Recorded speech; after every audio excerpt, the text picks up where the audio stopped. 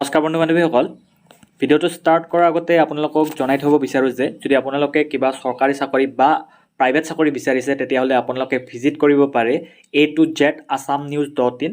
তাত আপোনালোকে সকলো প্ৰকাৰৰ প্ৰাইভেট আৰু গভৰ্ণমেণ্ট চাকৰি পাব। আৰু লগতে যদি আপোনালোকে কিবা চাকৰিৰ বাবে প্ৰিপাৰেশ্যন কৰিছে তেতিয়াহ'লে আপোনালোকক জিকে লাগে বা তেনেকুৱা আপোনাৰ ফ্ৰী কিতাপ লাগে বা অল্ড কুৱেশ্যন পেপাৰ লাগে তেতিয়াহ'লে আপোনালোকে ভিজিট কৰিব পাৰে kitabghar.in। আৰু আপোনালোকে ডিছক্ৰিপশ্যনত ইয়াৰ ওপৰত লিংক পাব। এতিয়া এই ভিডিঅ'টো ষ্টাৰ্ট কৰোঁ। নতুন যি 1 লাখ নিযুক্তি হ'ব তাৰে ওপৰত এটা ডাঙৰ খবৰ আহিছে।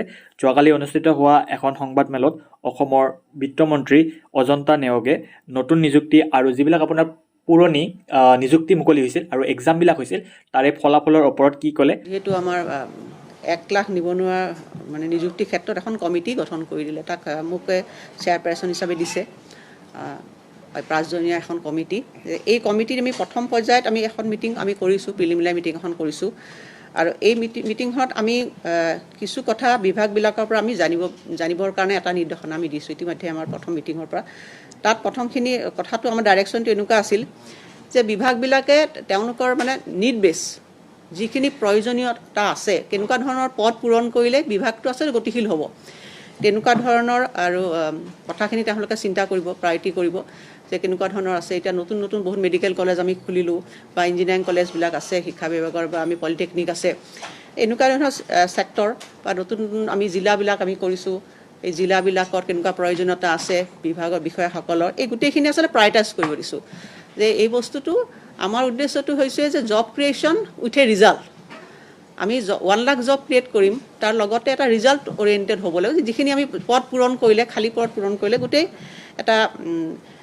গোটেই এডমিনিষ্ট্ৰেশ্যনটো এটা মানে নতুন গতি দিয়ে, সেই বস্তুটো এটা ইয়াত লক্ষ্যতা ৰখা হৈছে।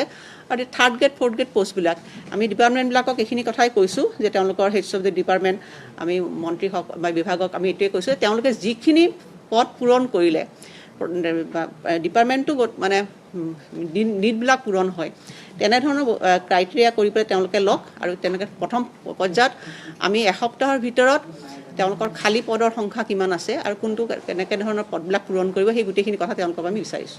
আমি আচলতে কথাখিনি কৈছোঁ যে ইনক্লুচিভ অফ অল, তেওঁলোকে বিভাগটোৱে মানে এইখিনিৰ ভিতৰতে তেওঁলোকে নিযুক্তি দিব লাগিব। এই পদখিনিৰ ভিতৰত এই 1 লাখৰ ভিতৰতে নিযুক্তি দিব লাগিব। যিহেতু এটা আমি জুৰিডিকশ্যন কৰি দিছোঁ যে 1 লাখেই, এই 1 লাখৰ ভিতৰত তেওঁলোকে গোটেই কথাখিনি বিভাগটোৱেহে আচলতে বিভাগবিলাকে চাব যে আগতে কি ধৰণৰ কোনোবা যদি ইণ্টাৰভিউ হৈ গৈছে বা তাৰ মানে ৰিজাল্ট দিবলৈ বাকী আছে বা কিবা ধৰক পেণ্ডিং হৈ আছে, এই গোটেইবিলাক আছে এই 1 লাখৰ ভিতৰতে সামৰিব লাগিব, এই গোটেইখিনি 1 লাখ। সেইকাৰণে আমি স্পেচিফিকেলি কৈছোঁ যে আপোনালোকে যি মানে নিযুক্তিয়ে দিব উইদিন দিছ 1 লাখ, এই 1 লাখৰ ভিতৰতে সম্পূৰ্ণ বিভাগটোৱে নিযুক্তি দিব লাগিব।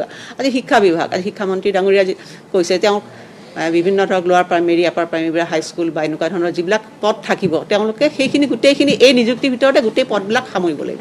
সেইটো আমি আৰম্ভ কৰিছোঁ, ইট উইল টেক টাইম, কিছু সময়টো লাগিব।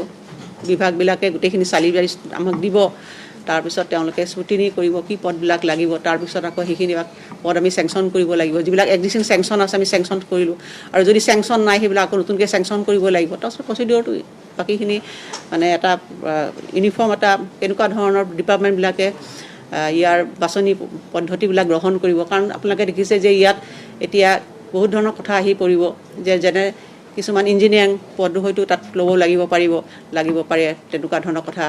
বা যিবিলাক আমাৰ হেল্থ ডিপাৰ্টমেণ্ট আছে তেওঁলোকৰ টেকনিকেল পাৰ্চনবিলাকৰ এটা ক্ৰাইটেৰিয়া বেলেগ হ'ব পাৰে, বা জেনেৰেল কেটেগৰীবিলাক কাৰণে বেলেগ হ'ব পাৰে। গতিকে আমি পিছৰ পৰ্যায়ত আমি চালি জাৰি চাম যে কি ধৰণে কৰিলে আমাৰ গোটেই প্ৰক্ৰিয়াটো এটা স্বচ্ছ নিকা প্ৰক্ৰিয়া হয়, আমি সেইটোৱে বিচাৰিছোঁ। এতিয়া আমাৰ এটাই কথা যে আমি স্বচ্ছভাৱে গোটেই প্ৰক্ৰিয়াটো কৰিব লাগে, যাতে কোনো ধৰণৰ এই প্ৰক্ৰিয়াটোত যাতে লেপছ নাথাকে। সেইকাৰণে বিভাগবিলাকক আমি সেইখিনিও কৈছোঁ যে যি ডিপাৰ্টমেণ্টে তেওঁলোকে ধৰক এতিয়া এডুকেশ্যন ডিপাৰ্টমেণ্টে বিভিন্ন ধৰণৰ টেকনিকেল পষ্টবিলাক কৰিব, এতিয়া ইঞ্জিনিয়াৰিং কলেজবিলাকত হ'লে ইঞ্জিনিয়াৰিং হ'ব লাগিব। সেইদিনাখন আমাৰ মুখ্যমন্ত্ৰীয়ে আমাক এটা ডাইৰেকশ্যন দিছেই যে আমাৰ যেতিয়া ইঞ্জিনিয়াৰিং হয় পৰীক্ষাবিলাক তেনেধৰণে সেই পষ্টবিলাক আমি ফিল আপ কৰিব পাৰোঁ। গতিকে এটা মানে এনেকুৱা ধৰণৰ এটা চিন্তা চৰ্চা কৰা হৈছে যে যোনটো চিন্তা মানে প্ৰক্ৰিয়াৰে আচলতে পদবিলাক আমি খৰতকীয়াকৈ পূৰণ কৰিব পাৰোঁ, চিম্প্লিফাই হ'ব লাগে প্ৰচেছটো। আৰু মানে তেওঁলোকে আৰু যিটো আমাৰ এটা দীঘলীয়া যাতে প্ৰচেছটো নহয়, কাৰণ আমি আমাৰ এটা অভিজ্ঞতা আছে। কিছুমান এনেকুৱা হয়, এতিয়া মোৰ ছ'চিয়েল ৱেলফেয়াৰ ডিপাৰ্টমেণ্টৰ এটা আপোনালোকক উদাহৰণ দিছোঁ যে CDPO পষ্টবিলাক যেতিয়া আমি ফিল আপ কৰিবলৈ গৈছিলোঁ, এতিয়া সেইবিলাক তেওঁলোকে পিছৰ পৰ্যায়ত আমি সেই পদবিলাক বিভিন্ন ধৰণৰ এটা আইনী মেৰপাকত সোমাই গৈ পেলাই পদবিলাক পূৰণ কৰিব পৰা নাই। গতিকে যাতে এইটো প্ৰচেছটো এনেকুৱা ধৰণৰ হয় যাতে ইয়াৰ বেনিফিটটো আমি সোনকালে পাওঁ আৰু প্ৰক্ৰিয়াটো যাতে এটা স্বচ্ছ হয়। শিক্ষা বিভাগে তাৰ নিযুক্তি প্ৰক্ৰিয়া নিজস্ব নিযুক্তি প্ৰক্ৰিয়াৰ কাৰণে এখন পৃথক বোৰ্ড ৰিক্ৰুইটমেণ্ট বোৰ্ড এখন গঠন কৰাৰ কথা বিবেচনা কৰিছে, যাতে আমাৰ ইঞ্জিনিয়াৰিং কলেজসমূহ পলিটেকনিকসমূহ আমাৰ নতুনকৈ প্ৰতিষ্ঠা কৰা যিসমূহ গভমেণ্ট মডেল কলেজ আছে এইবিলাকৰ নিযুক্তি আমি খুব খৰতকীয়াকৈ আৰু স্বচ্ছতাৰে কৰিব পাৰোঁ। তাৰ কাৰণে এখন ৰিক্ৰুইটমেণ্ট বোৰ্ড গঠন কৰাৰ এটা প্ৰস্তাৱ এইটো আমি আলোচনা কৰি আছোঁ।